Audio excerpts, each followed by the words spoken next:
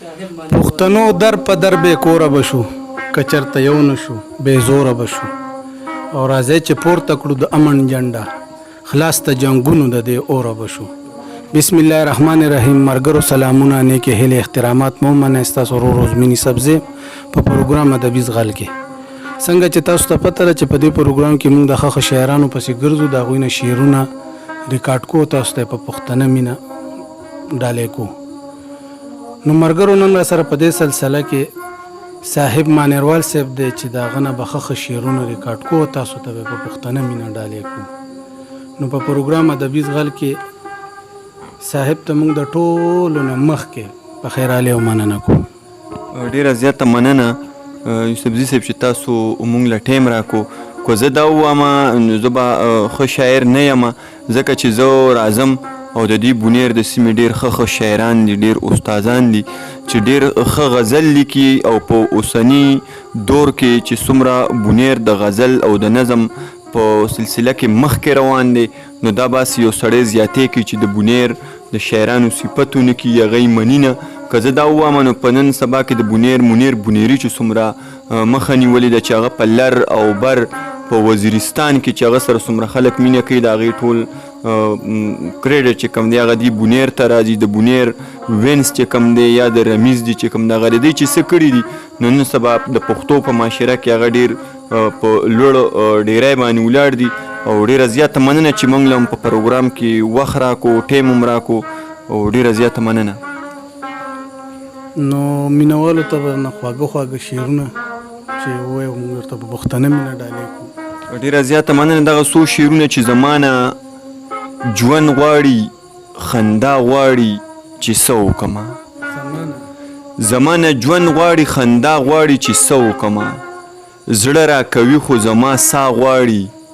چې څه وکړمه، هغې خو ماته په کعبه کې هم خیرې کړي دي، هغې خو ماته په کعبه کې هم خیرې کړي دي، هغه بیماره ده دوا غواړي چې څه وکړمه، یو ورځ یې وړی و په کور کې فشار کړی و، لیونی مې تصویر بیا غواړي چې څه وکړمه، یو ځل یې وړی و په کور کې فشار کړی و، لیونی مې تصویر بیا غواړي چې څه وکړمه. او دغه د لنډ بحر غزل دی چې سترګو ته مې نه ګوري چې سرې دي جي، سترګو ته مې نه ګوري چې سرې دي جي، دا مې ګرې کړي شوګیرې دي جي، او زما قسمت کې خوشحالي نشته، او د خپل نصیب نه مې ګیلې دي جي، او زما قسمت کې خوشحالي نشته، او د خپل نصیب نه مې ګیلې دي جي، خدای خبر چې دا بابا په څه مړو، خدای خبر چې دا بابا په څه مړو، نن په مزار بلې ډیوې دي جي، دلته به د دین خبرې ډېرې وي، دلته کې شراب دي میخانې دي جي، دی مني تا نه مني دا وګوره، دی مني تا نه مني دا وګوره، دا زمونږ د خلکو عقیدې دي جي، بس کا د ښایست کیسې دې مه کوه، بلې په صاحب باندې لمبې دي جي. او زه نه منم د یو مولا تعویز، زه نه منم د یو مولا تعویز، پاتې شوې ته زه مړه ستا تعویز، چې سار پاسم جولی پیسې موممه، ځکه نه وکراله دا تعویز، چې سار پاسم جولی پیسې موممه، ځکه نه وکراله دا تعویز، په خپله ژوند دې په چپره کې تیر کو، ماله دې راکه د باچا تعویز، په خپله ژوند دې په چپره کې تیر کو، ماله دې راکه د باچا تعویز، لکونه واله خو دا یو کار وکړه چې مې جنت ته بوځي ستا تعویز، ښکلي به ټول زما په خپو کې ناست وي، صاحبه دومره ناروا تعویز.